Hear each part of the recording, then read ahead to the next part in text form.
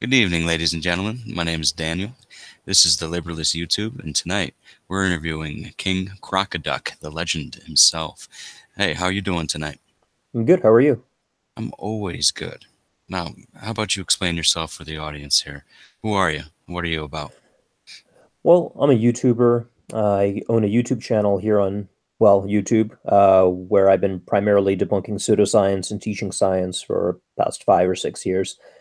Um, my favorite punching bag for most of the time has been young Earth creationism, but I've occasionally made videos about other topics as well.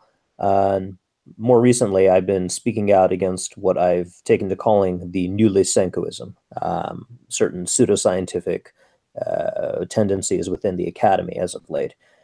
Um, Things that much of the YouTube community is only peripherally aware of, but which they've broadly associated with things like postmodernism, social constructionism, critical theory, all of this kind of stuff. And uh, I think people are broadly correct about the source of this. So I'm working on a series right now called The Science Wars, where I discuss sort of this historical conflict that took place in the 90s and early 2000s between natural scientists and social constructionists over whether reality is socially constructed, over whether scientific facts are socially constructed, in the sense that they're laden with the values that are particular to the social situation of the individual scientist. So, how would you define the term social construct? Well, the social construct broadly refers to anything which is what they would say is discursively constructed, that it exists within a discourse. Um, the way this basically works is you can imagine a network composed of things called signs. These are things that have meaning by virtue of interaction with any of your five senses. You know, the characters of the Arabic alphabet, the color red on a stop sign, the elevation of a judge's bench in a courtroom.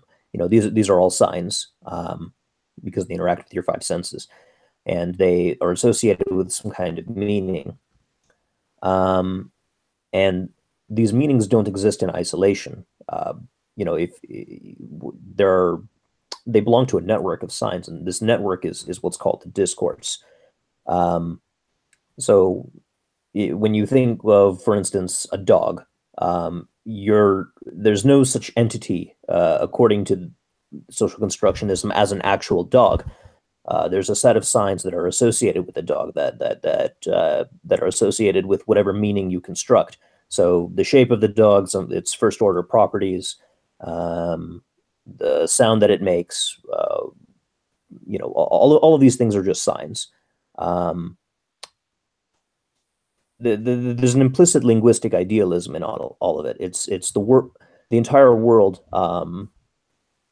is ultimately a function of language, according to this view. Um, so, in a sense, the most radical of them will say that everything is a social construct. Um, but broadly, it just refers to anything that uh, appears to be natural, appears to exist in the world independently of human beings, but in fact is discursively constructed. It exists as a function of our language and of our particular situated cultural values.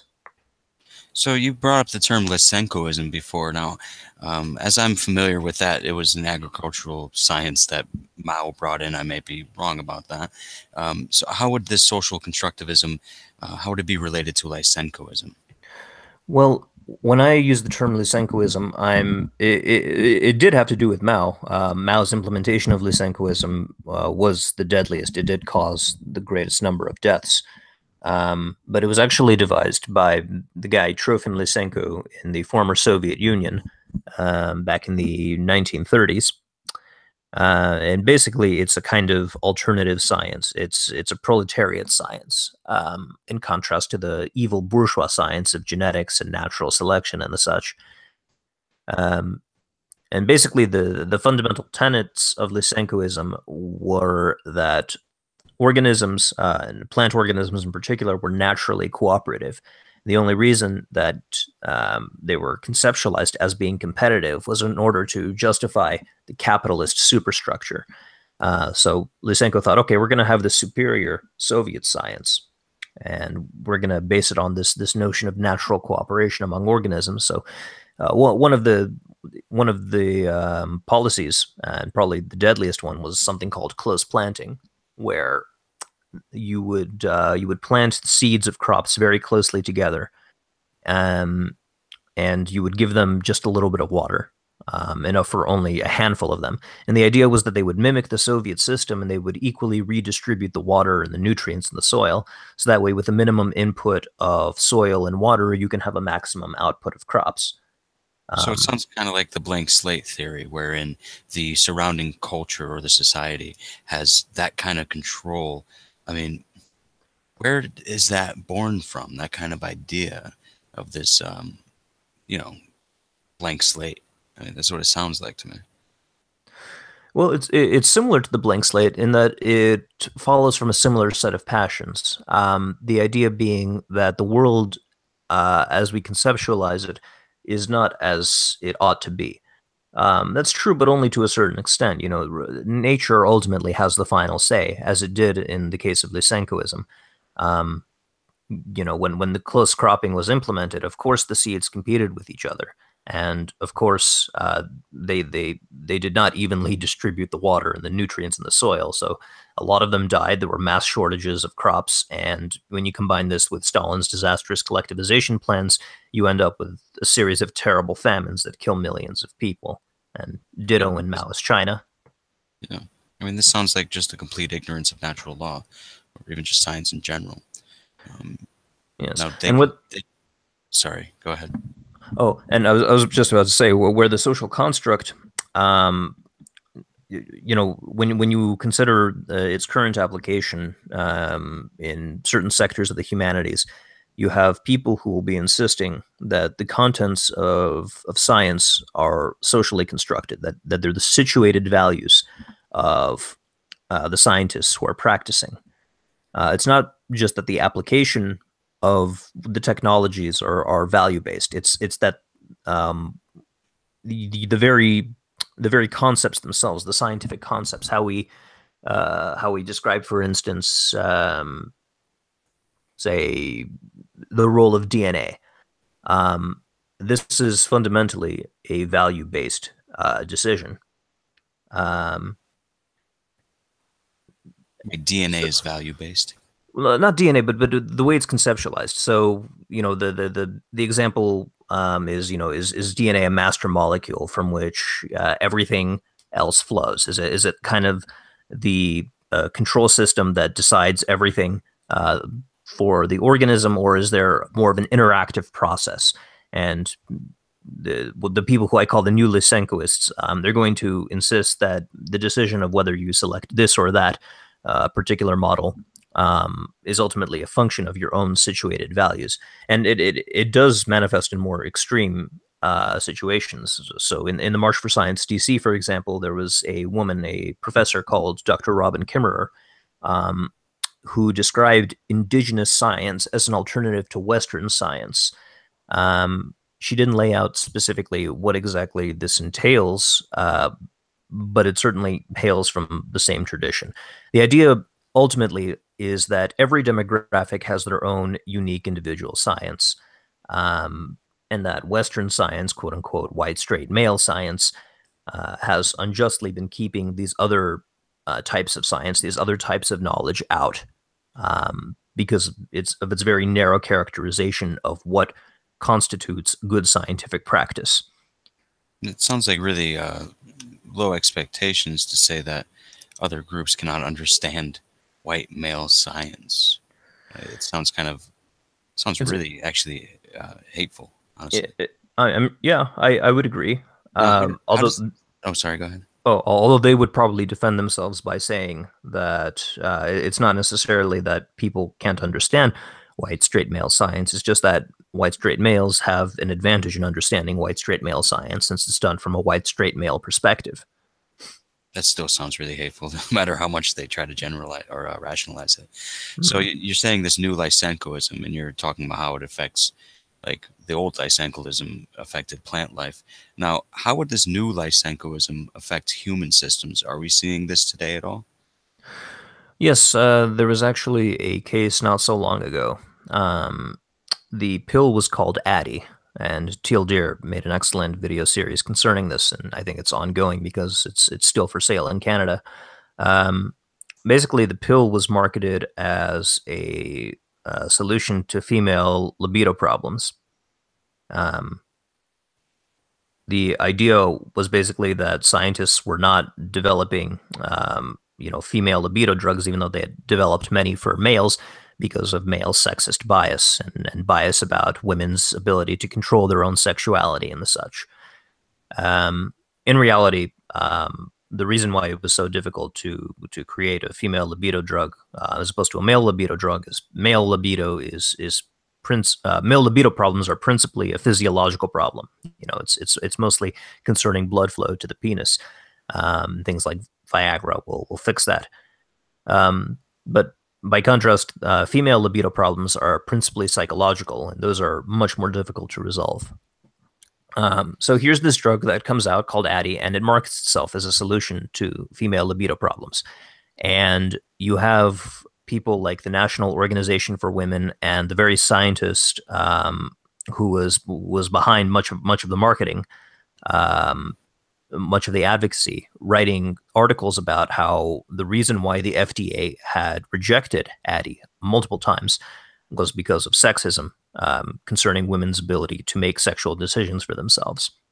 Now, the reality of the situation was that Addy barely worked. I don't remember what the exact number was in the clinical trials, but the results were extremely poor. And when combined with alcohol, it would actually cause people to black out. Addy was effectively a date rape drug that didn't do its intended function. But because of all this cries of sexism and because of all this claims of how this is just white straight male bias in the scientific community, the FDA finally caved and they ended up legalizing Addy. Um, they gave it their approval for a certain period of time. So that would be one example of how it's affected contemporary life. Yeah, so this new Lysenkoism, I mean, much like the Maoists ignored agriculture, these new Lysenkoists are ignoring such things as like the like differences between males and females. Um, now, Well, yeah, but the most important takeaway is that it's the notion that science is fundamentally an ideological enterprise. Um, that scientific content is ultimately just the product of whatever culture you're situated within. You might remember the Fallist movement in South Africa, where the girl in the classroom was talking about shooting lightning. I don't know if you saw that video. no, I did not see that. Oh, well, she's talking about an alternative African science.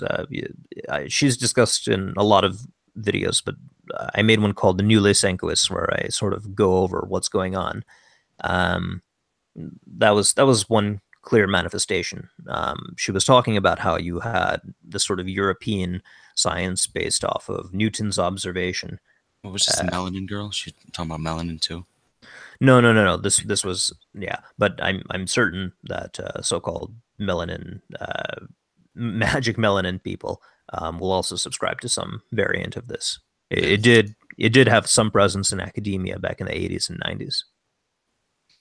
So instead of like the top-down government pressure that you would have in Soviet Union and Maoist China and other such nations, this is more about social pressure.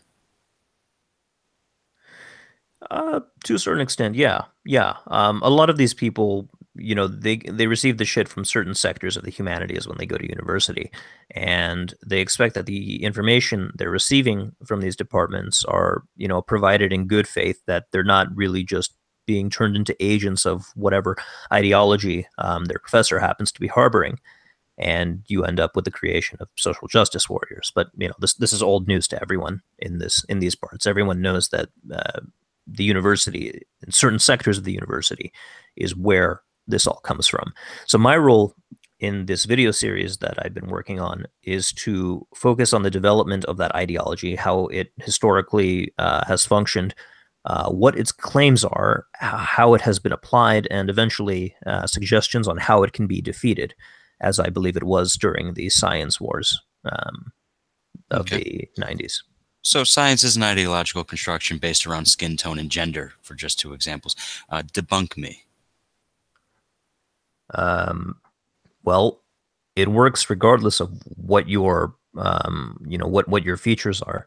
Um, the onus of the person who believes in a distinction between African science and American science, or male science and female science, straight science versus queer science, the onus is on them to demonstrate that their alternative science has predictive and explanatory capabilities. These are the metrics by which we judge whether a scientific model is worth it. And if they can demonstrate that injecting ideology into science is a good idea, then fine.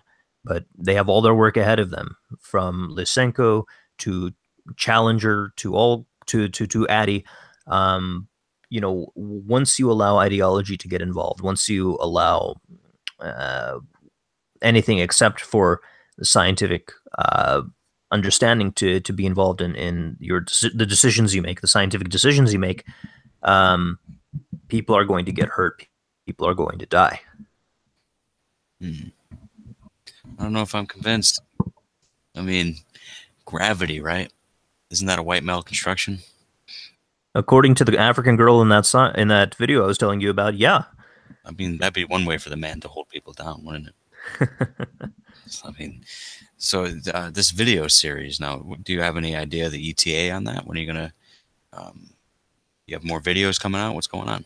Oh yeah, there's going to be a lot more videos. There are going to be at least 2 volumes to it, maybe a very brief third one. But the first volume already has an introductory video plus 2 others. There are going to be 2 more in this volume, and then in the second volume, there are going to be a lot of videos where I go over individual cases, ridiculous shit like feminist algebra. Okay, Uh, okay, hold on. Yeah, tell me about feminist algebra, please. so there was a recommendation. I actually have the book in front of me. The book is called Teaching the Majority. And um, the function of this book was to put together a bunch of essays from a bunch of people interested in pedagogy, interested in education, when it comes to how you're going to be teaching students, this subject or that subject. And it includes such gems as culturally inclusive chemistry. I'm not even making this shit up. Uh, but the crown jewel was Toward a Feminist Algebra, and I don't remember the authors of this. It was a guy and his wife, the mathematician and his English wife, but both professors. Um, and you can kind of already detect the cuckery when you read their names. He took her last name. Uh, so, you can kind of figure out what happens. You have this feminist wife who sort of bullies her mathematician cuck husband into helping her write this embarrassment. Yeah. I mean, my wife took my last name, and then I took her first name and gave her my last name as her first name. So, yeah, That must be very confusing. that's Chad. That's total Chad work right there. So the feminist algebra. Yeah, yeah. Well, the algebra that they're describing, they seem to think that they're talking about college level algebra. It's really remedial high school level algebra that they're discussing. But the idea is to turn questions, algebraic questions, into fundamentally feminist based questions. So I'm obviously exaggerating, but one of the questions would be something along the lines of, Jack raped 3 women by not getting affirmative consent on Saturday. On Sunday, Jack raped X plus 3 women. On Sunday, he raped X plus 3 women by not acquiring affirmative consent. And by the end of the weekend, Jack had raped 15 women. What is X? I said I'm exaggerating, but only barely. I actually have the book in front of me. Let me pick it up and give an example of the sort of questions. I mean, if you're probably pretty close. I mean, you're exaggerating, but it doesn't sound like you'd be totally off. There, I've got the book right here. Give me 1 second. Now, real quick for the people in the chat talking about foreign policy and such, to B Hill 68, you want America as an imperialist power, okay? Because if America is not an imperialist power, we're less safe and the entire world's less safe. So we shouldn't be going to war against everyone, but we certainly shouldn't pull back and be isolationist. All right. You all set, King? Yes. So here they are complaining about a math problem that exists in one of the textbooks they're looking at. The math problem goes, Peter is meeting his girlfriend Melissa at the airport. They haven't seen each other in 6 months. He is precisely 120 feet away from Melissa when he sees her walking toward him.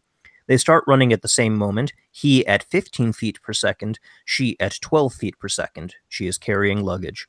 How many feet does Peter run until they meet? How long does it take him? And then they complain, the authors of the article, they say, we cannot hope to rectify stereotypical representations of women and men, those of women thus being devalued, in our teaching of mathematics if we ultimately fall back on heterosexual romance as normal ideology. We must present women and men whose relationships are other than romantic. Even more importantly, we must present women and men whose relationships are romantic. And they give an example here of Susan and Debbie are a couple financing their $70,000 home over a period of 15 years. Their annual interest rate is 8.75. How much will Susan and Debbie's monthly house payments be? And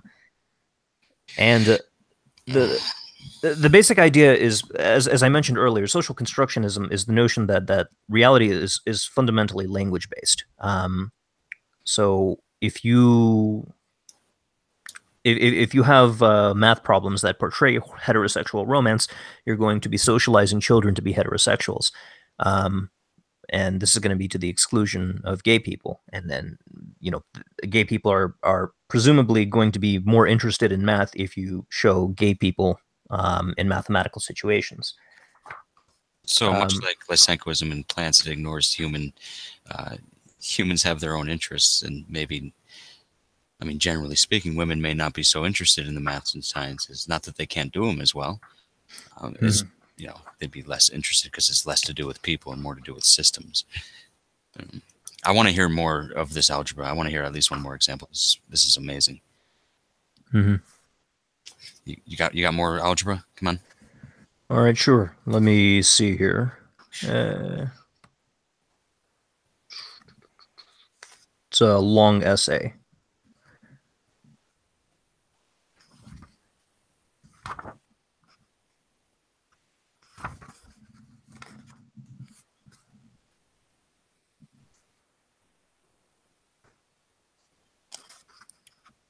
Rebecca has a nice question. These people think everyone is so stupid. If you can be socialized to be heterosexual through math questions, how dumb are you? That's a good question. How dumb are they? Do you think these people are dumb, or do they know exactly what they're doing with this kind of stuff? I think they're mostly dumb, but that's probably just my bias. I go to their conventions, their conferences sometimes within the university. Whenever they have these kind of these seminars or meetings or whatever, I listen to them talk about this kind of stuff, and it's like it takes me everything not to interject and just tell them how full of shit they are. Have you ever asked them if they think that social constructs are social constructs? I imagine they would say yes. Yeah. When I hear social constructs, what I hear when anyone says that, and it's primarily on the left side of the spectrum, not economically, but you know what I mean when I say left. Now, when I hear the term social construct, what I hear is basically they're just complaining about the culture more than anything else. Mm. The culture is linguistically constructed. So if you change the language, or if you change the appropriate parameters for what constitutes the language, then you can effectively control the culture, and that's sort of the goal. I mean, what about society as a biological construct? Oh, no, the moment you bring in biology, you're bringing in essentialism and determinism, and this is all oppressive bourgeois male bullshit. So they can't have that. Biology, you have to remember, is part of science, and science is a discourse. The discourse is particular um, to a certain demographic, a certain cultural group. Um, as a result, basing any description of society on it is discriminatory. You're erasing the voices of well, alternative voices. But I mean, what about genetics? Like, What about genetics? I mean, if everything is socially constructed, I mean, what about certain things you're born with? Do they honestly believe that we're just a consequence, like we're just poor victims, like we're just a consequence of what's around us, the environment only? Are they Pretty really? much, Uh, yeah. so I'm assuming you go to school currently or have gone to school recently. Yeah, I'm working on an advanced degree in physics, and Okay, so I'm where does yeah. this come from in the academy? Well, it comes principally from the gender studies and ethnic studies departments. Not everybody in there is bad. There are some good eggs, but once you subscribe to this description of the world as being fundamentally based on language, um, all bets are kind of off. You combine this with a kind of radical egalitarianism, this notion that no matter how you divide people, whatever categories you choose to divide them into, you should see exactly equal representation in every sphere of society, and they should be making the same amount of money when they work in the same kinds of jobs, and blah blah blah.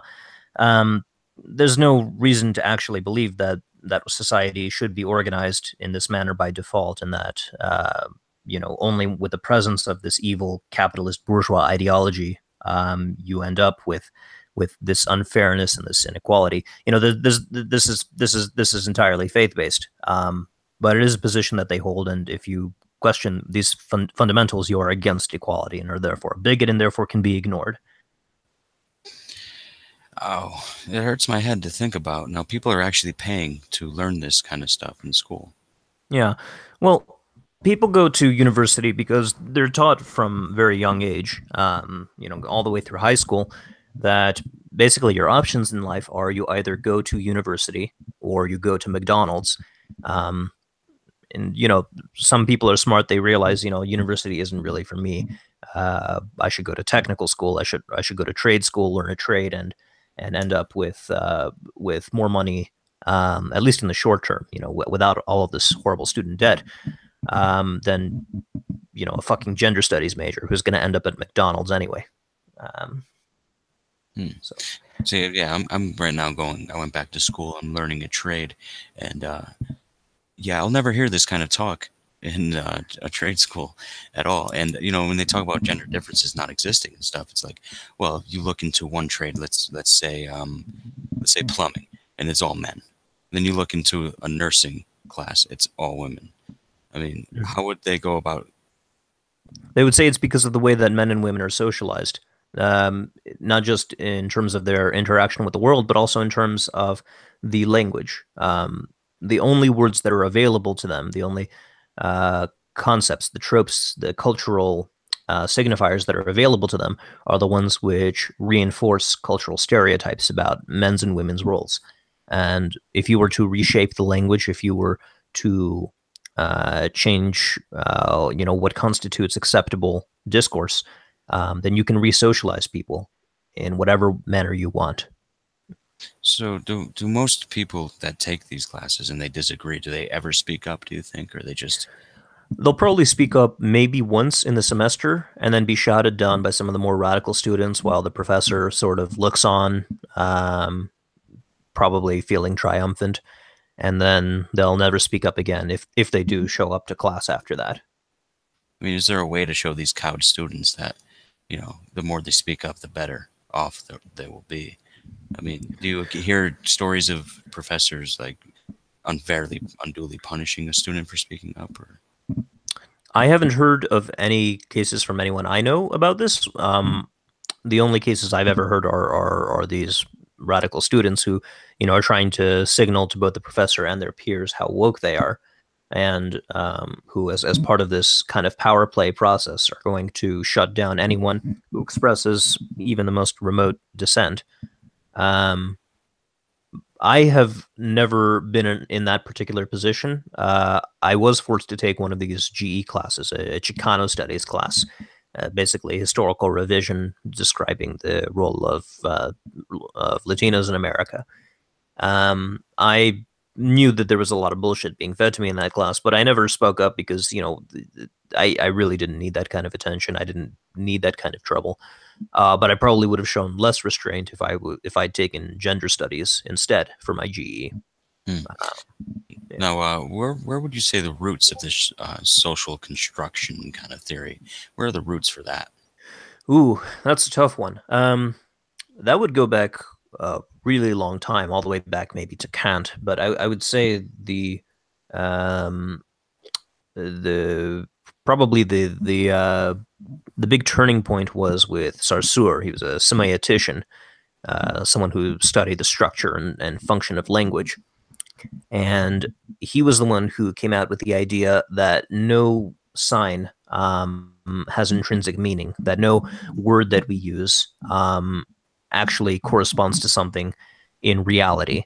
The words we use only obtain their meaning not from their relation to the world, but from their difference from all of the other words we use. So, when we think of the word cat doesn't have meaning because it relates to the things in the world that we call cat. It has meaning because it is not every other word in our vocabulary. Um, if that makes sense. And it's the relationship between these words. It's how they're arranged in this network, in this discourse, that gives everything meaning. So along comes Jacques Derrida, one of the principal postmodernists, and he adds to this. He says, okay, all of our words are, whatchamacallit, all of our words are, they're unstable. Not just the words, but signs more generally. This could include something like the color red on a stop sign. These meanings are going to change over time because the culture is changing over time. And as the culture changes over time, the language changes over time. And as the language changes, the culture changes, and there's this ongoing back and forth. And the way it works is when you reorient the signifiers that make up this network, that make up this discourse, you end up with a new discourse. The words that are used by different cultures during different time periods. These are the result of these signifiers being reoriented over time. So How did this whole postmodern theory get over here? I mean, what was the? Well, there were that's actually an interesting question that I don't know how the French intellectuals managed to import their stuff over to America. I think I'm pretty sure that it was mostly motivated by the failures of Marxism that became extremely apparent by the 70s. By then, people who had been very loudly Maoists and pro-Stalin, they were kind of embarrassed when it came to light what kind of shit had been going down. Um, I, I do know though that at some point in the late 60s and early 70s, what was previously confined to to France and to the continent, with people like Derrida and Baudrillard, Deleuze, Marcuse. well, no. Marcuse came from a different intellectual tradition. He was a critical theorist. He came from the Frankfurt School from Germany back in the 40s. Yeah, but they are related. There is a relationship between critical theory and postmodernism. It's just that this relationship is not quite as clear cut as people like Jordan Peterson make it out to be. There's a little bit more opposition between them than they would care to admit. But they ultimately want the same thing. They just have somewhat different ways of approaching it. Yeah. Well, I think low res boy in our live chat there is right. It just sounds like obscurantism, really. There's certainly a lot of obscurantism. If you try to, I some of the worst weekends of my life were spent recently trying to read through Derrida's work.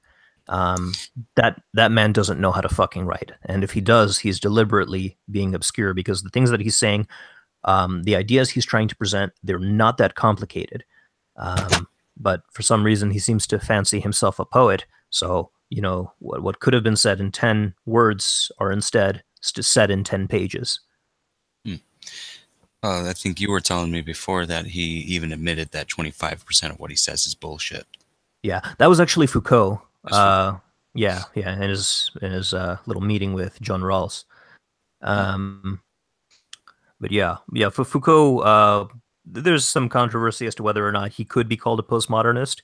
I think in some senses he was, but he would have called himself more of an anthropologist and an historian. I think he rejected the label postmodernist. But Hmm. yeah, Foucault was also very obscure in his writing. If you read, for instance, Discipline or Crime and Discipline, or is it Discipline and Punish? I forget. The history of sexuality isn't quite so bad, uh, but most of his other stuff, you try to read through it and it's like, what the fuck is this man talking about? Just why can't he just be straightforward about his ideas? Just be honest in what it is you believe. You believe that the concepts that we create are a function of power relations, and just give examples of this, and you're done. You don't have to go through all this fucking pseudo poetry and your stream of consciousness. You have some fucking structure to your books. So these things are Well, very, yeah, structure is a social construct. yeah, You know that? yeah. Now, you Hmm. mentioned critical theory, and maybe they're not directly related, but maybe it's best to term them like second cousins or something like that. Now, how would critical theory fit into this? Well, uh, critical theorists, they come from the Marxist tradition, whereas postmodernists could broadly be said to come from the semiotics and psychoanalytic traditions. Um, whatchamacallit? Post-structuralists are more psychoanalytic, and deconstructionists tend to be more semiotic. So basically, examination of people's psychology and of the status of society through texts. Hmm. um, by contrast, you have the postmodern, or you have the critical theorists who are evaluating culture um, in its relation to its material conditions. So Marxism is all about the dialectic between the base, the material conditions of a society, and its superstructure, the cultural constructs that are laid over it, and how you have this ongoing dialectic between the two that forms the shape of history, and how this eventually culminates in a communist utopia. Now, the function of the critical theorists of the Frankfurt School back in the 30s and 40s was to try to come out with an explanation for why this theory had apparently failed. You did not have these um, revolutions in industrialized countries like France and the United Kingdom and America. You only had this revolution at that point in time in the Soviet Union, and it was completely going to shit. Um, so they needed to have some kind of explanation for this and other things. Well, why was Germany becoming fascist? Why were the proletariat embracing their oppression? Um, the ultimate answer that they come out with was that capitalism tricked everybody. That there was that everyone was, to use Althusser's term, he came a little bit before the Frankfurt School. Everyone was interpolated by ideology. Everyone was tricked into accepting their conditions, so capitalism had effectively overstayed its welcome by imposing a superstructure, the cultural conditions of society that would make everybody docile and content with their oppression. And from this, you can think of the Matrix. Neo is living in the Matrix, and the Matrix, by the critical theorists' reckoning, is the superstructure. It's what keeps people complicit with capitalism. But once you take the red pill, or more accurately, once you become woke, excuse me, you can see the truth, the terrible truth of everyone's oppression, and now your consciousness is raised. Now you can participate in the overthrow of capitalism. So what the critical theorists were all about was trying to analyze this superstructure that was tricking everybody, to try to understand how it manifested and how people could be made woke, how they could be made aware of the conditions that made them so docile and complicit in their own oppression. Hmm. Yeah. It sounds like the critical theorists were concerned with, I guess, deconstructing, and the social constructionists were focusing on constructing. Now, how far would they go? Because if this is all about language, then wouldn't it make sense that they'd want to control language? Yes, yes, and this is ultimately what the function of political correctness is. It's not, as they'll tell you, about being polite. It's about changing the terms of the discourse. If the discourse is saturated with harmful stereotypes that are perpetuated and that produce negative outcomes for people, this is only because people are socialized as a function, or at least partially as a function of this discourse. Um, so, there is room for confusion here. A person can think that the critical theorist and the postmodernist are the same because they're both trying to overthrow this ostensibly oppressive discourse or superstructure that is keeping everybody docile. Um, their approach is a little bit different, though, as I mentioned. The critical theorist thinks that there is an objective absolute truth. They do think that there is the absolute truth is basically Marxism. It ultimately comes down to, history has a certain structure, and you know you have the base, you have capitalism, which is the source of all oppression, and you have the superstructure, which is used to sustain capitalism. Um, and their goal is to try to make everybody woke to how the superstructure works so that they can change the base and bring us to a glorious communist utopia. By contrast, the postmodernist doesn't, or at least they pretend not to have an agenda. Most of them are really critical theorists in postmodernist drag.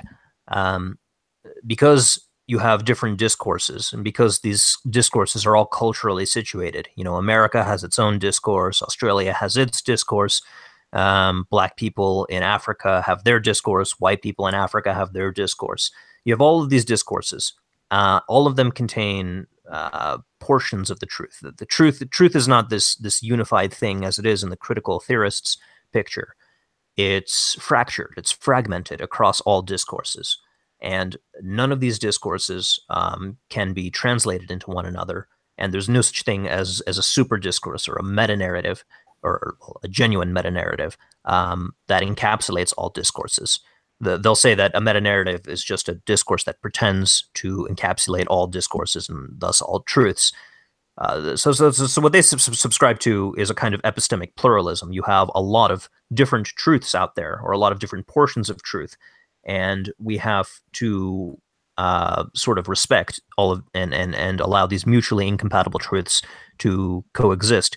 And wherever you have a truth which says no, these other truths are not allowed to exist, that's oppressive, and that needs to go.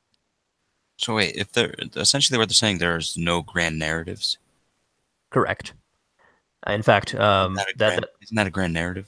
yes, grand meta narrative. In the French theorist Lyotard in The Postmodern Condition, he actually defined postmodernism as incredulity toward meta narratives. If you believe that there's any discourse, like supposedly science, that makes the claim that we can understand a reality that's common to everyone, regardless of what discourse they're in, that's a meta narrative. That's oppressive. Oh, but they said grand narratives don't exist. So how can these narratives? Science is claiming to be a grand narrative. It claims to be be culturally neutral. The scientist claims that the white scientist, the black scientist, the scientist from this culture, from that culture, that science is the same regardless of what your background is, and the way you do science. The correct way to do science is the same, and science's description of the world are equally true across all discourses. And the postmodernist comes along and says, no, this is oppressive. People have their own their own sciences within their own discourses, and those should be allowed to be expressed as well. So essentially, it's just a rejection of the Enlightenment, principles. Yeah, yeah, it's a rejection of universalism, or at least of the notion of universal knowledge, but also the notion of universal human characteristics. Mm. Um, the rejection of essentialism or a rejection of universalism. These are sort of the main characteristics of postmodernism, and in that respect, it is opposed to critical theory, which does, there is a notion, there is a lot of essentialism in critical theory. You have, uh, well, I don't want to go into detail, but you have theories of knowledge that are rooted in concrete, exhaustive, and exclusive identities. Um, and it also critical theory is also universal in that it claims that oppression by capitalism is universal. There's no such thing as a person who is not oppressed within the system. Even the bourgeoisie are oppressed. Isn't like oppression part Um, of being in society? Like if you are in, I think everyone's oppressed in some certain way. Like you don't want people's natural proclivities to show themselves. We'd be ripping each other's faces off. Um, Not to say we're all monsters, but I mean we're all animals at the base of it. I mean, yeah, they'll say whatever you're saying right now. This is just a means to justify current injustices. They believe that you can get rid of all of inequalities in society if we only expose the superstructure or change the discourse in a certain manner. Most postmodernists, even though they will pretend to be relativists, they're not really relativists. They are really critical theorists, just using the language of postmodernism in order to, okay, yeah, yeah, they just want to tear it down. yeah. All right, so I wanted to go through something said in the live chat here from Low Res Boy. He wants to see if he's on the right track. So if he's wrong, you can call him a dumbass or something. All right. So from Low Res Boy, if postmodernism ignores objective reality and prefers to see things as a collection of subjective realities, would that imply that they must think that truth is socially constructed? And if so, would that further imply that the pursuit of truth can only happen through political confrontation? The answer is yes on all points. That's completely correct. Hey, Lores, you hear that? You're completely correct. So this explains a lot of the. They may not know what they're saying, but like a group like Antifa or Black Lives Matter or really any kind of Marxist kind of group, that's why they try so hard, even though there is no grand narratives. The only way to fix things is to have power. Yes, Foucault and Chomsky had a famous debate back in the day, and Chomsky they came to a point where they were talking about the proletariat and the reasons for the proletariat deciding to rebel. Um, and Chomsky's position was they did it because it was just because it's the right thing to do. There really is such a thing as a categorical imperative. There really is such a thing. It is a good thing morally for the proletariat to overthrow their oppressors. And Foucault says, no, no, no. It's not about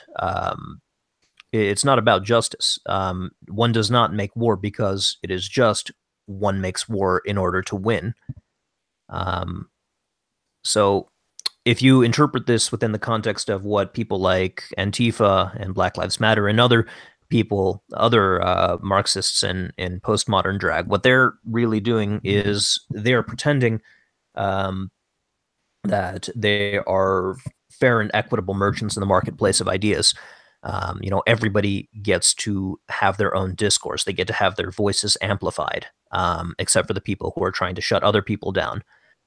Whatever discourses are preventing other discourses from expressing themselves, those are oppressive. But at the end of the day, they are just trying to reform the language in such a manner that people will be resocialized in such a manner that they will produce a communist utopia. Hmm. I mean, people sometimes talk about postmodernism like it's a revolutionary thing. Now, but how do you feel if it was influenced by modernism? Do you see a clear break between modernism and postmodernism? Well, Continuation. Well, I see postmodernist philosophy as being a reaction to modernist philosophy.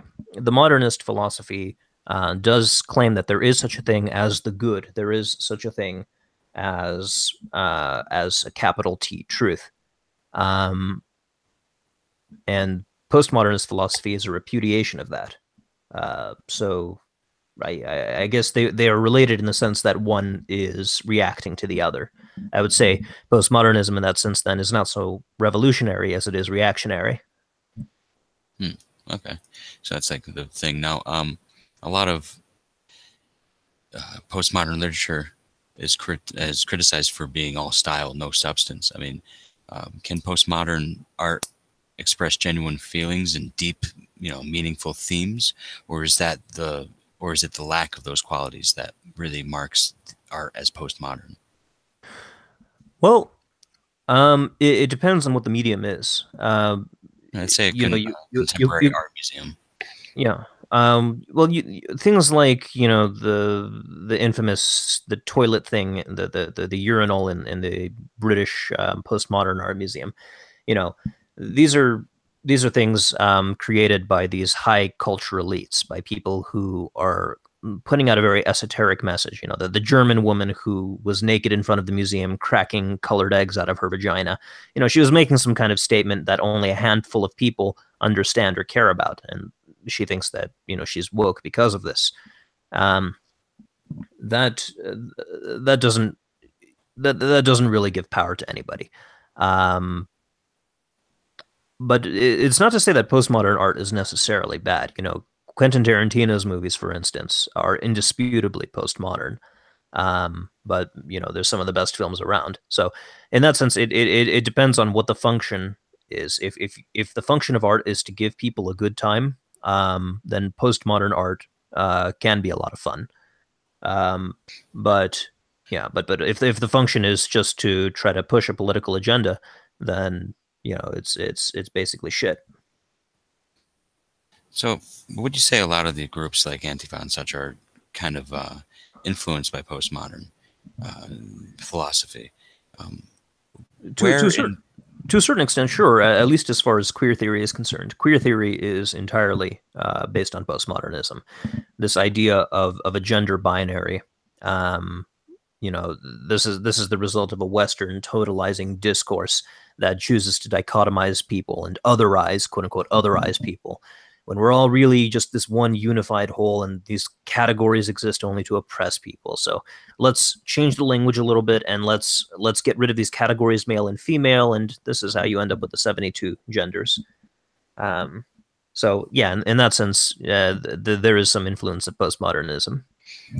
right? So, I mean, where does the violence come from? I mean, where does their need the to? the violence comes from the modernism, the modernist component of their ideology. That comes from their belief that there is such a thing as the good, there is such a thing as the truth, and um, there is something worth living and worth dying and worth killing for.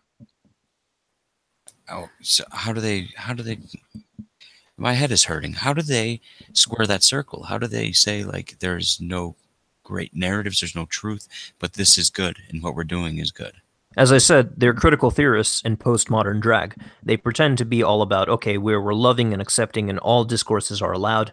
But the moment the moment something threatens their particular favored narrative, the one that they're hiding behind the cloak of postmodernism, that's when they show their true colors, and that's when they become violent.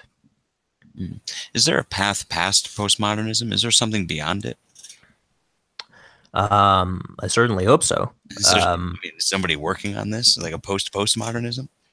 Well, there have been attempts in the past, but I wouldn't say that there have been any real developments. You know, a lot of the academy went stale the moment postmodernism started to take hold. There's been some pushback, and people started reverting back to just to critical theory.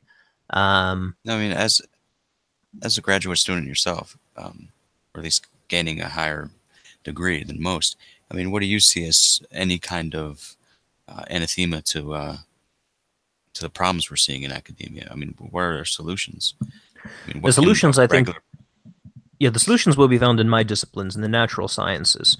The moment they try to infiltrate us, and they are trying, with this new Lysenkoism, they are trying to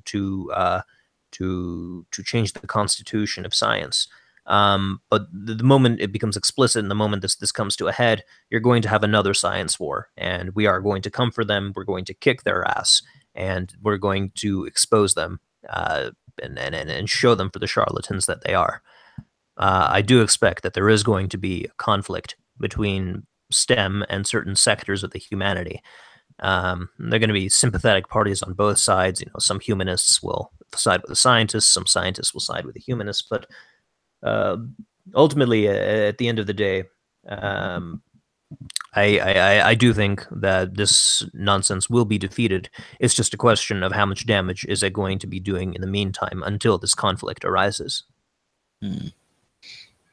So you honestly believe that they're gonna try to, you know, just like a long march through the institution. They got the humanities, they got the queer and gender theory. Now they're coming for the natural sciences. Yeah. So Um, how do you mhm. think the like the professors, the instructors, how do they feel about this kind of these kind of ideas from postmodernism, from social constructivism? Do you Sorry. have an do you have a decent do you have a decent gauge on how the professors feel in Oh, the natural well, sciences about well, social? in the natural sciences, most of them don't have time for this nonsense. But of those who are aware of it, I would say that there are significantly more who are against it than there are who are for. Um, So you there are said almost, yeah. so you said the academia went stale once postmodernism started taking control. Why would it go stale? I thought postmodernism was about like absolute freedom. Yeah, well, you look at the kind of content that's being cranked out of, say, postmodernists in English departments or postmodernists in history departments, and it's all just shit. It's just navel gazing. Yes, they're just staring at their belly buttons. I mean, absolutely. So, but I thought postmodernism was this revolutionary thing. I mean, did it become Real, um, it's mental diarrhea. did it become stale because there's no challenge from the outside? It became elitist. Uh, to a certain extent, yeah. I guess it could be said, but also, yeah, they did dissolve into an echo chamber. They did stop thinking and instead just became content with self-filleting, Mm, taking their comfortable, cushy university jobs and cranking out bullshit in this publish or perish culture. mm. Now, is there how would they go after physics, for instance? I mean, how would like you just had a feminist algebra examples. How would feminists go after physics? Well, in the very same book, chapter 2, I think, let me see what the title is. Ah, yes, Feminist Approach to Teaching Quantum Physics. That's the name of the chapter by Karen Barad. I'll be discussing her in a future video. Um, I can't go into detail because it's a little bit complicated, but they have attempted to go after physics in the past and continue to do so. The most infamous remark was actually made by Sandra Harding in 1986 in her book, The Science Question in Feminism, where she compared Newton's laws to a rape manual. Um, How? well, the progenitors of modern science, people like Francis Bacon, they'd come out with certain metaphors, which, if you take them out of context and mix and match them together in a very creative way, you come out with a metaphor for nature being like a woman who needs to be violated and tortured in order to have her secrets extracted from her. And this sexism fundamentally characterizes the scientific enterprise. So Newton's laws in telling us how to violate Mother Nature, they are effectively a rape manual. Okay. I mean, I guess that doesn't make sense. Now, do you have any examples of feminist geography by any chance? I've heard of it, but I haven't looked into it yet. I have heard of feminist glaciology. So your upcoming video series, can you give us a quick, maybe a rundown on something really crazy you're going to be running over? Yeah, I will be speaking of feminist algebra. I will be speaking of feminist approaches to teaching quantum physics. Indigenous agriculture, that'll feature. Uh, there's a lot of nonsense, believe me. And when you look at the extent to which they actually understand the subjects they're trying to take over, um, they don't have a fucking clue what they're on about. And those who do are deliberately dishonest. Uh, but the details for how and why that is, that'll have to wait for the videos. I guess we'll have to wait. No, we're getting questions in the chat. Is they want to see more feminist botany or feminist glaciology? If there's such a thing. Um, Now, what drives these ideologues? Is it pure power, or do they really think they're doing the right thing? Is it a mixture? That I can only speculate about. I suspect that it is fundamentally psychological, that it's fundamentally the company that people keep. Everybody sees the naked emperor, but nobody wants to call him out, especially since their own jobs are on the line. If your entire discipline is bullshit, then that's basically many years of your life wasted. And people are not going to be quite as inclined to accept that. So they just don't. They'd rather just embarrass themselves. Yeah, yeah. I think it's fundamentally just about maintaining their cushy jobs. I'm sure there are true believers. In fact, I would say that at the conscious level, most are true believers. But at the subconscious level, I do suspect many know that they're charlatans, and so this is why many of them become depressed, and why many of them, lash out, as you see in places like Evergreen and other places. They lash out in their peer-reviewed journals about this horrible racist colonialist university that they're in, um, because I think they know on some level that they're hacks. They don't belong there. All right. Well, we got a question from the chat here. Um, it's another one from Low Res Boy here. We see politicians starting to adopt the SJW concepts, claiming that, quotes, their job is to make sure that white people shut up when people of color talk. Yeah. Um, Now, I mean, is that just so? If they're to be elected, do you think they're going to do this because it's actually popular?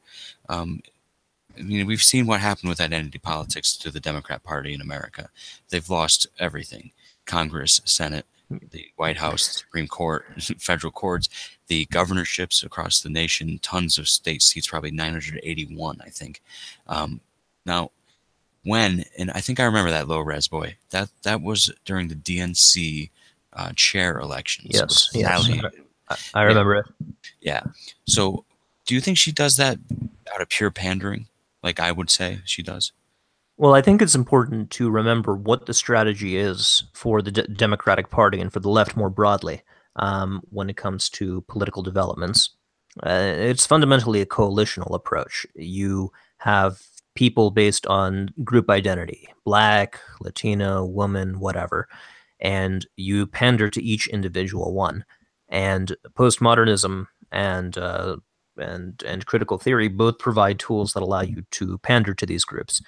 And if you're anticipating that these voting blocks are going to increase as you import them from other countries and as the fertility rates are what they are, um, you know, this is where I think much of the alt right gets a lot of their anxiety about the future. They realize that this strategy of creating these identity-based voting blocks, whose interests are defined as being diametrically opposed to those of white straight males and white people more broadly, um, this is not good news in the long term.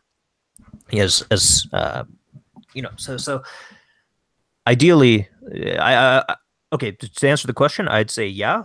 It is about ultimately the acquisition of power. If you can convince members of minority blocs that they do belong to these blocs and that their interests are in fact the interests of whatever blocs they're defined to belong to, and that there's no such thing as an individual political interest, there's only group political interest. If you can convince people of this, then yes, this is just strategy. But it sounds like more of a short-term strategy than a long-term one, because I mean it's incredibly divisive. I mean, the kind of conflict it causes, if you look up, and I would suggest everyone look this up, LA City Council meetings um, about immigration and being a sanctuary city. You can see largely black population speakers talking against the illegal alien migrants that come into their city. Um, it seems like a good recipe for short-term power, but an even better recipe for long-term destructive behavior. Um, so, Yeah. The function is just to accrue power for whatever political party can have the larger voting blocks.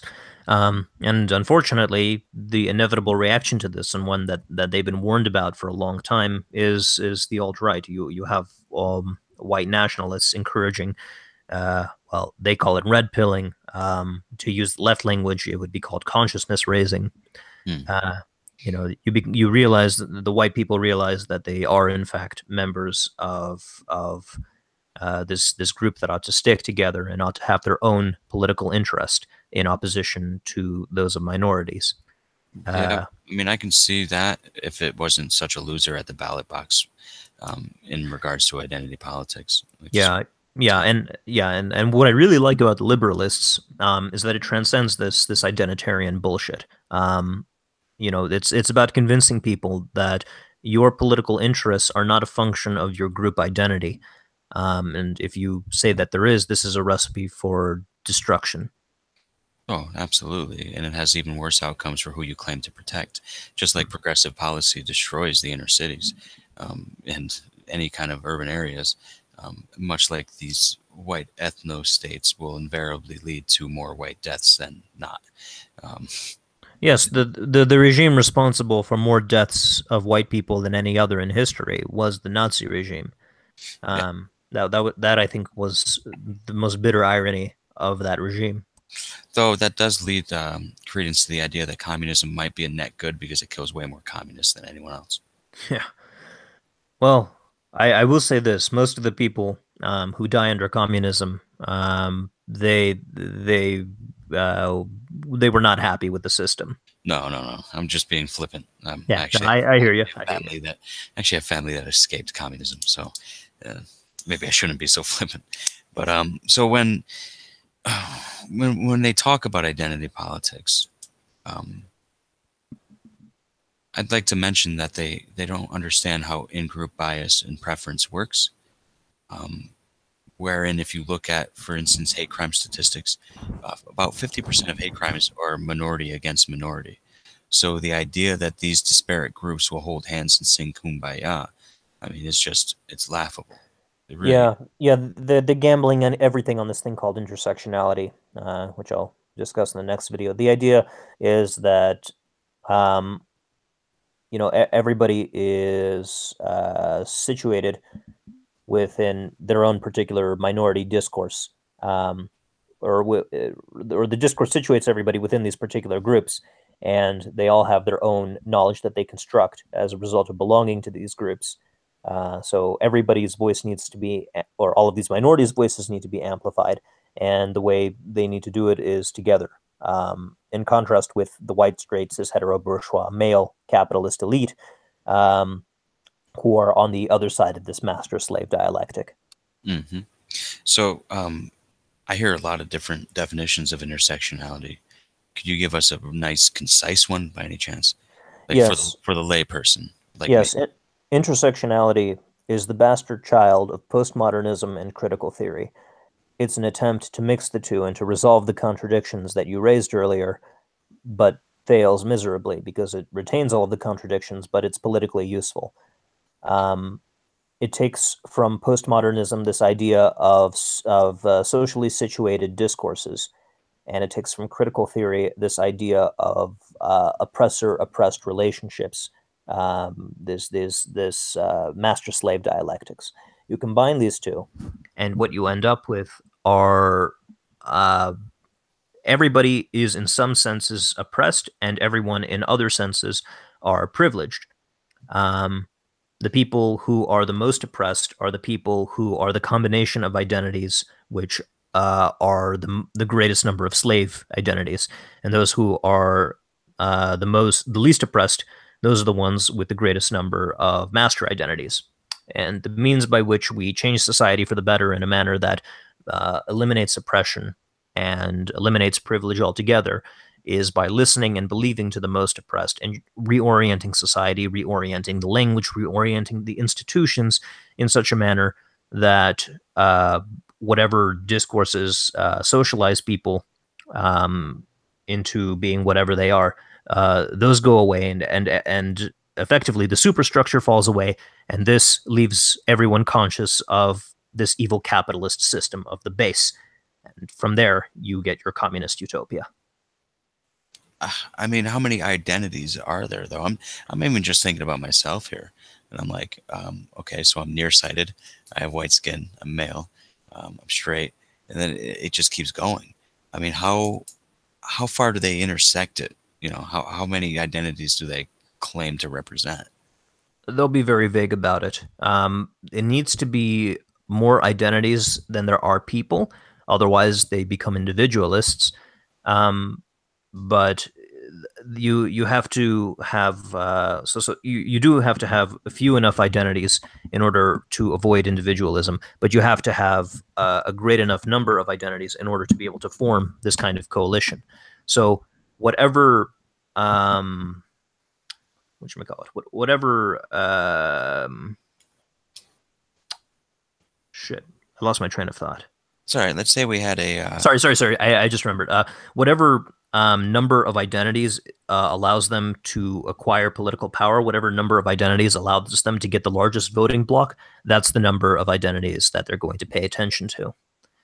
And just kind of explain how they're so, at least in the internet, they're so cruel to say like a conservative who happens to be black, or a gay man who happens to be voting Republican. Like, that explain why they're so, for lack of a better word, just really shitty to these people. yeah, that comes from the critical theory, the Marxist component of this. Everyone belongs.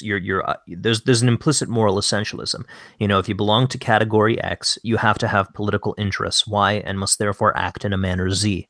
And if you don't, then you aren't really an authentic member of Group X. In which case, you're a traitor, you're an Uncle Tom, you're whatever. Or a cuck. Basically, yeah. So if I was like, let's say, because of my white skin, I'd have to be a victim to be protected by some mother nanny state that wants to put me in a nice little nice little home. So it'd be essentially the same thing that the alt-right is saying, isn't it? Yeah, though the alt-right takes a somewhat different the alt-right takes a different route, but arrives at more or less the same destination.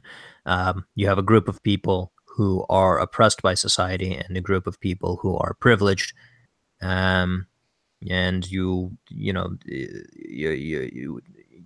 need to red pill people to raise their consciousness in order to have them conscious of this oppression that exists in society. And only by banding together are you going to end up with this glorious new state.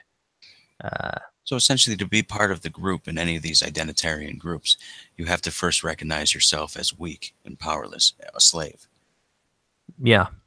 So how can they empower people that already think that they're basically worthless? I'm not sure. I guess we're just gonna have to wait and see. I really don't want to wait and see, because what I've seen so far is bike locks into people's skulls. So I don't know if that's the best thing to wait for. Yeah. Now, do you ever have a problem on your campus at all? Like, I've seen problems before. I've seen posters being taken down. I've seen arguments erupt over identity issues, but I've never seen anything as crazy as what you would get on like Evergreen. right. You know, I mean, well, how do you feel about the future in academia? I mean, are you optimistic? I'm I'm ready for a fight. That's how I'm feeling. No, I really like that. I mean, how bad could it get, though? I mean, you're in natural sciences. It's not like they can deconstruct that, is it? Well, that's what they're trying to do with the new Lysenkoism. That's entirely the point. They want to subvert the scientific enterprise because it has authority as a means of generating knowledge for the public. If they can control what content science comes out with, then they can control what they see as a very important part of the discourse. Um, but as long as scientists are saying things that are contrary to their view of how the world ought to be, as long as science imposes constraints that prevent their utopia from surfacing, they are going to continue to try to reform science Hmm. and try to remake it in their own image. So, King, do you think that the humanities are lost, or do you think there's a way to get that section of academia back? Because they're very important. They are. I wouldn't say they're completely lost. I think that they're not going to remain in the academy, or at least the greatest developments are not going to come out of the academy anymore.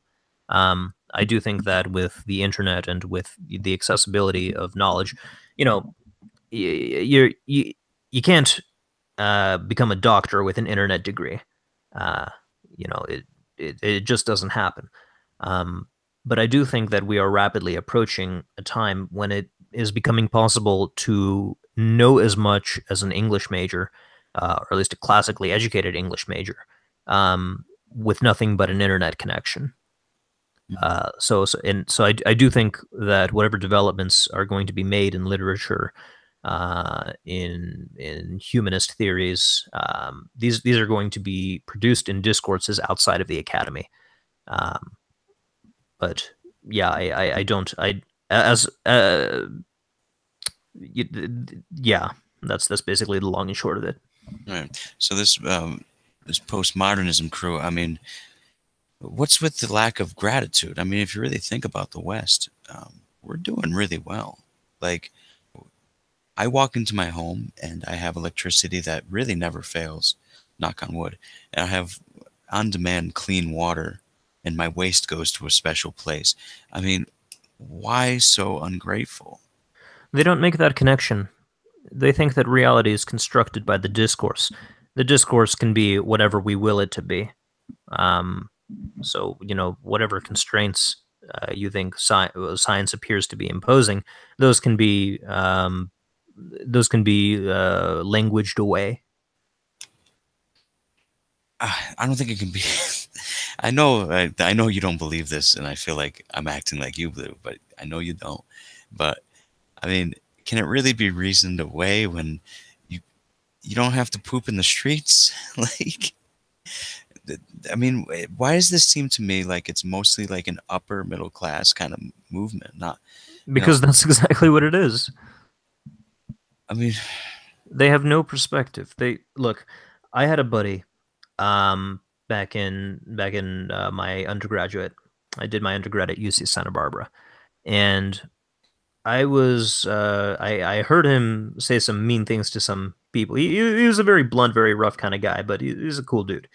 And I pulled him to the side one time and I told him, "Come on, man, you got to watch what you say. I mean, words have power." And he replied, "No, they don't. That's just something that English majors tell themselves in order to feel better about their life choices."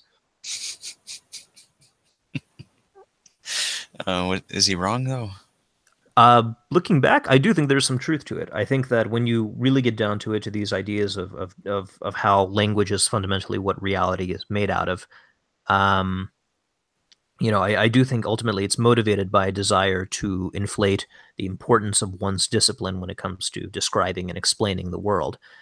The function of the humanities should not be to explain how the world works. It should be to explain how people see the world. Um, Or how people should act? yeah, yeah. But for whatever reason, people decided that's not good enough.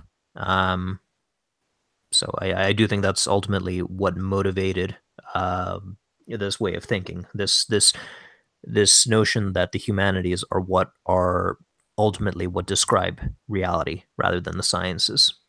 Right. Let's say you are the president of Yale University. Let's just say for a thought experiment. What would you do tomorrow to end this kind of long march through the institution? You had pure authoritarian control. Go ahead. It's an interesting question. Well, I would begin with a very public audit of the humanities. Basically, I would be sending independent reviewers to look through the literature in order to be able to see, what the extent to which rigor is involved. Frankly, I don't think that this should be something done from the top down. I do think it's something that has to emerge from the bottom up. Otherwise, they're going to claim oppression status. Uh, but I do think that talking to people, getting more people aware of what's going on in the academy, what kind of work is being produced, and what the agenda is, um, and where this is ultimately going to lead, this is really the best way to combat this. Trying to just shut down the departments is not a good idea. Strategically and morally, it's a bad idea. So you'd go bottom up. Now, how would that look, a bottom up kind of movement? And how would you avoid, let's say, the claim of oppressors? Sorry, not oppressor. How would you avoid the claim of oppressed status? I As would I would do what other people historically have done in our situation, and I would use satire and art in order to demonstrate the problem. So I have a video called Specious, where I list a bunch of uh, at real peer review articles, you know, all kinds of bullshit. Let me just pull up some examples of the titles or of the of at real peer reviews descriptions of what's contained within these abstracts. Give me 1 second.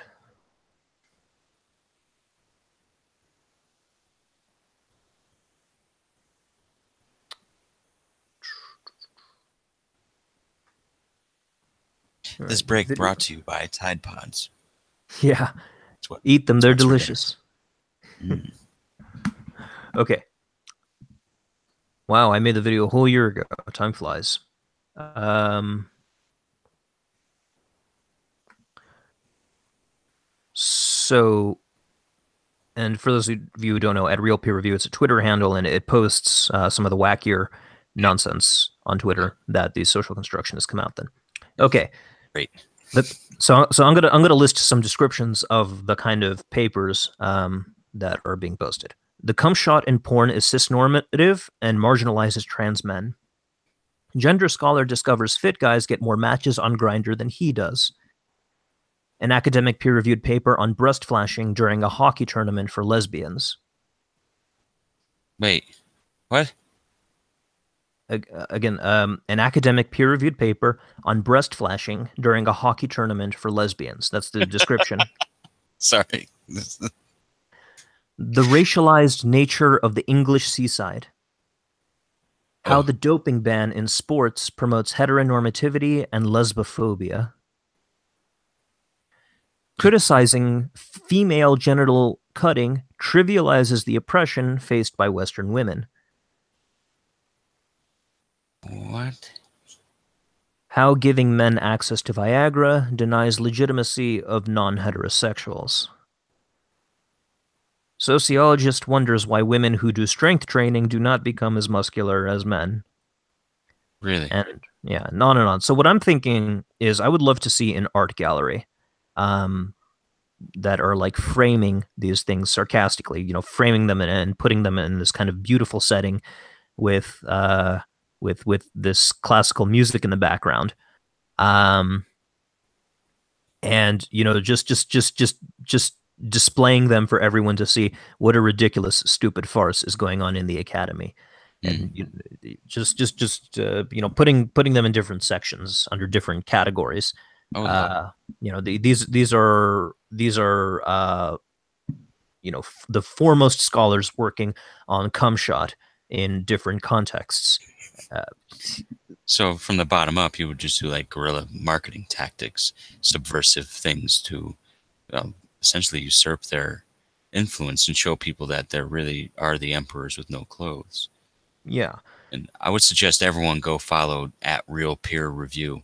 I'll throw it in the YouTube. The guy's it's great. You know, and I thought for a minute, Mr. Crocoduck, I thought that was you running that Twitter. Um, Nah, it's not me, but I have chatted with them before, and they're legit. Sirius McNegative is arguing, dude, they hung a urinal in an art gallery. This will not work. The difference is when they put the urinal in the art gallery, they were being 100% serious. that got huge media press at that time. Yeah. This thing, it's going to be clear from the outset that we are making fun of these scholars and we're here to expose them. But we're doing it through art and we're doing it through satire. So there's nothing they can cry oppression all they want, and we're going to say they're anti-art. Right. That they're Well, that Yeah. so that's a good angle to go on. Now I'm not sure on how old you are. I'm not going to ask. There was this movie back in 1993.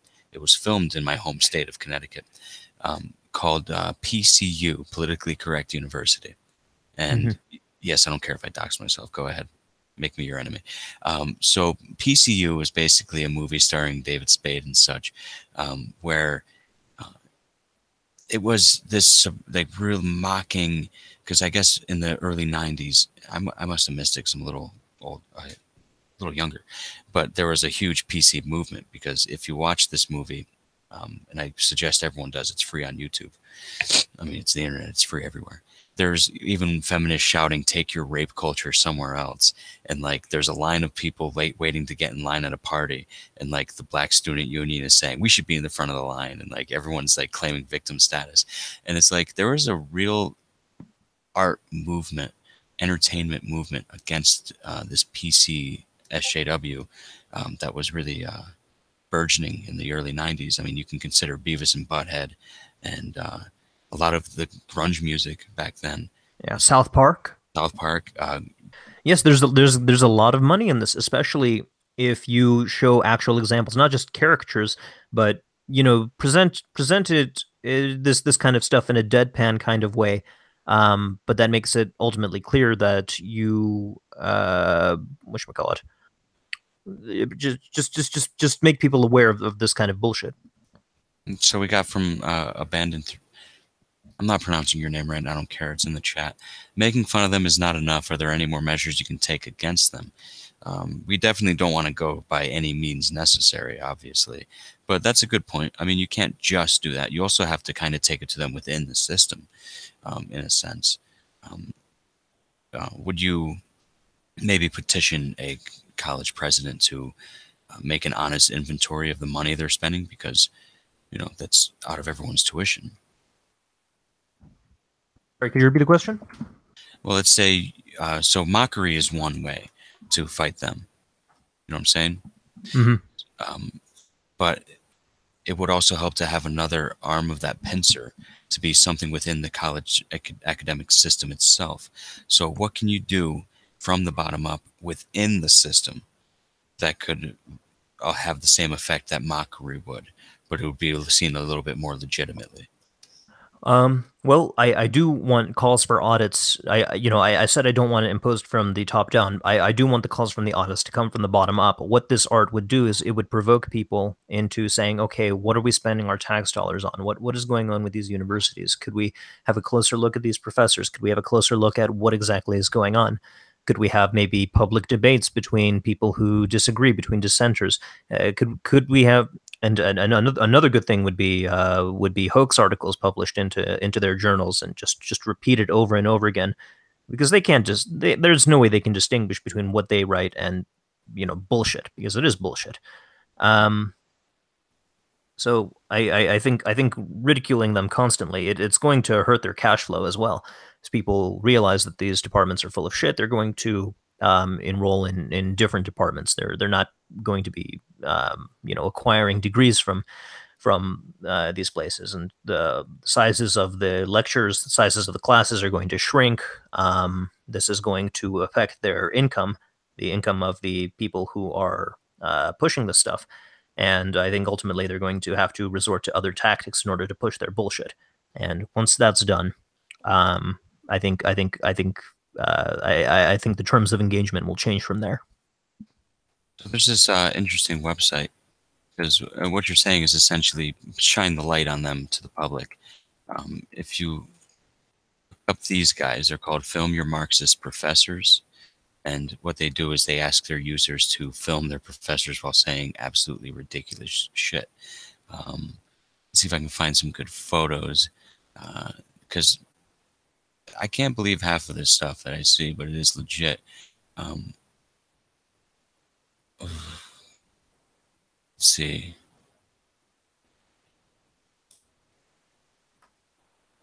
Give me 1 second here.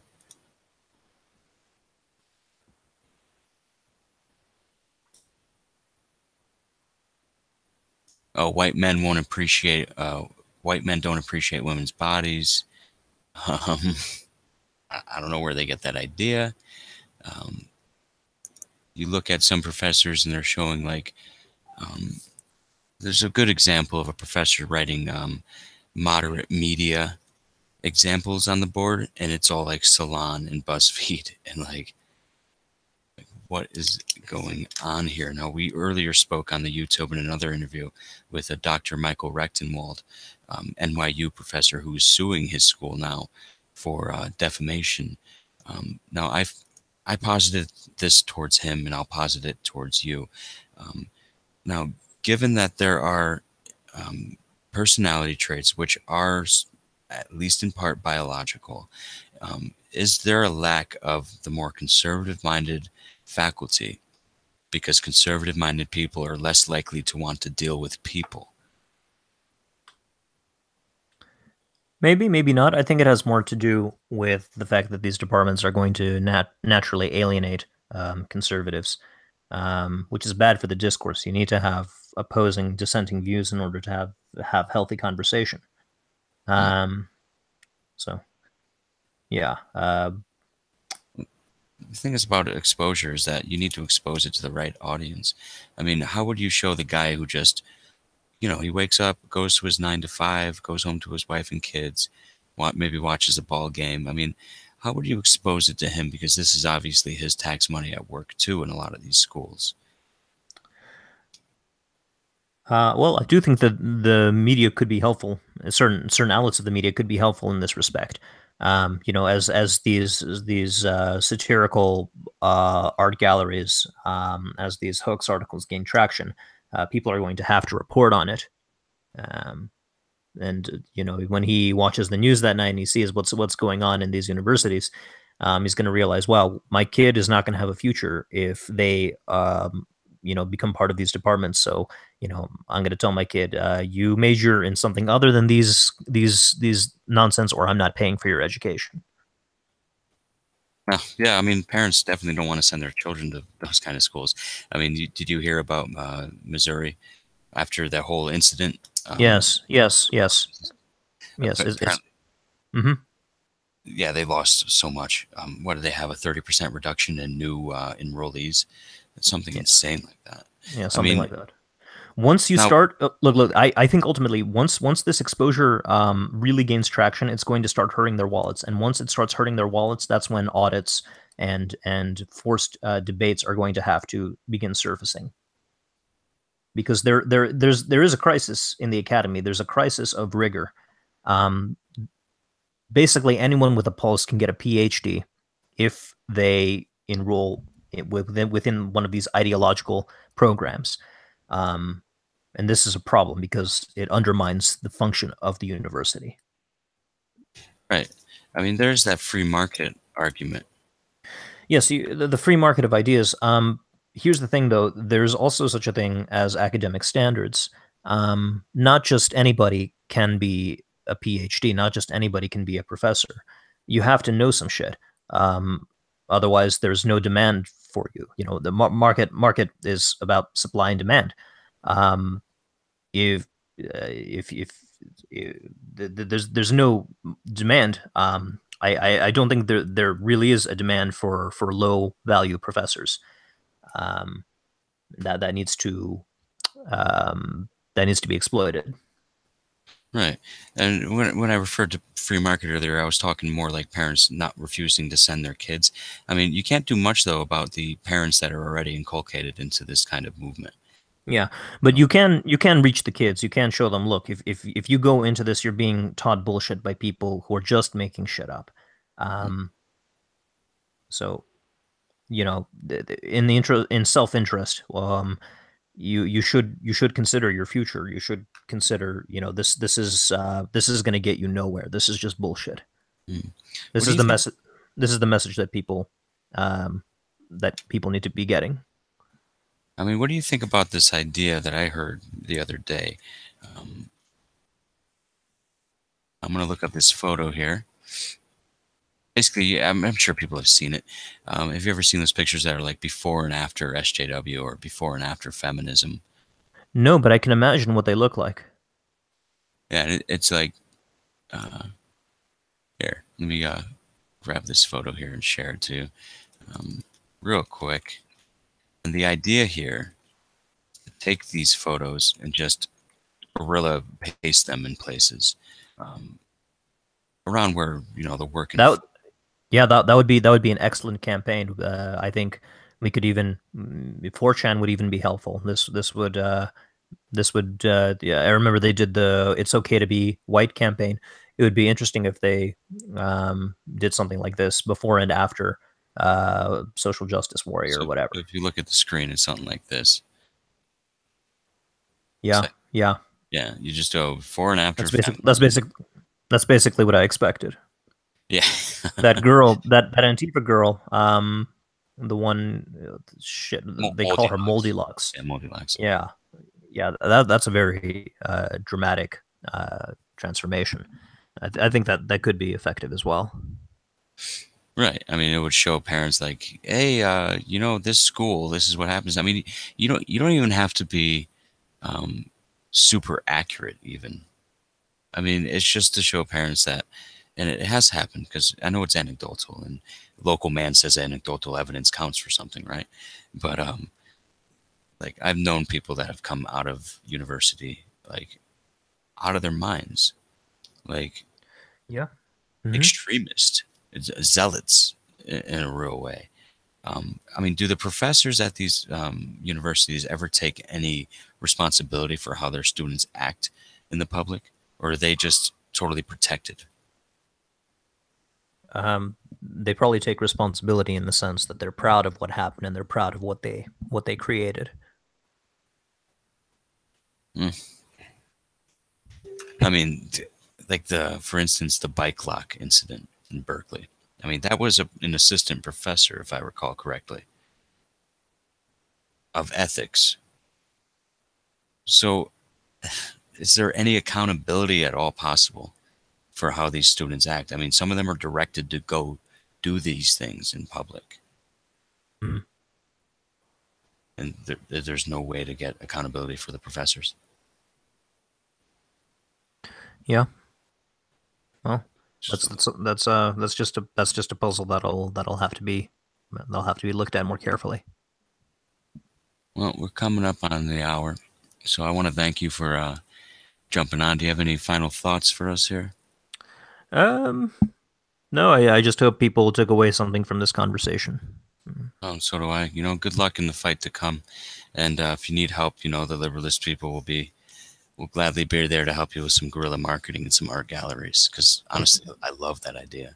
of I would. course, yeah. If the liberalist movement can acquire the funds for these art galleries, it'd be interesting if Sargon of Akkad could announce, if you're a part of some liberalist student union or conservative student union or Young Americans for Liberty or whatever, um, here's this idea.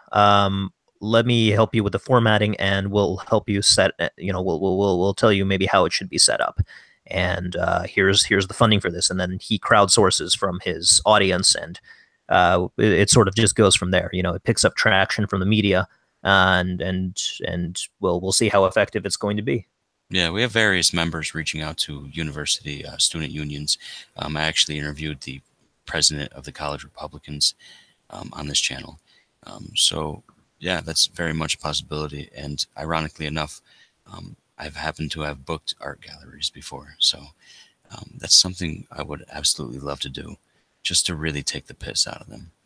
So, Yes, and in the center of the art gallery, by the way, there has to be so it's absolutely clear what the message is. A house of cards, but on the faces of these cards are going to be the faces of various theorists, French intellectuals and the such, and critical race theorists, feminist scholars. Um, and it is literally a house of cards that should be at the center of the gallery.